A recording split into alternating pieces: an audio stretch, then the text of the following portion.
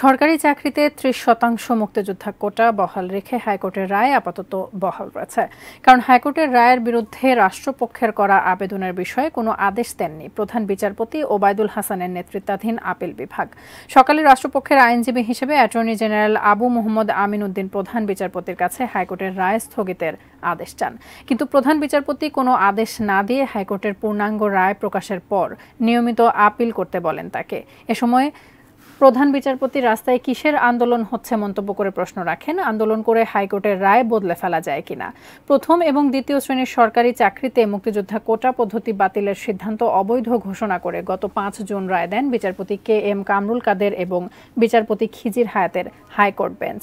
এই রায়ের বিরুদ্ধে চেম্বার আদালতে যায় রাষ্ট্রপক্ষ। গত ৮ জুন সুপ্রিম কোর্টের আপিল বিভাগের চেম্বার জজ বিচারপতি M এনায়েতুর রহিম হাইকোর্টের রায়ে কোনো আদেশ না দিয়ে আপিল বিভাগের পূর্ণাঙ্গ বেঞ্চে শুনানির জন্য পাঠিয়ে দেন।